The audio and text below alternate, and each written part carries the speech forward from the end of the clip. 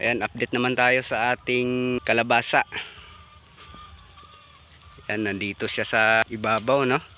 Kasi dating ang palayahan ito, hindi na lang namin inalis yung trellis niya kasi pinaakyat na lang namin yung kalabasa kasi dito sa baba may tanim kaming mais. Yan yung bunga. Yan, ito malaki na. Ayan. Ayan. So, lumundo na yung trellis natin.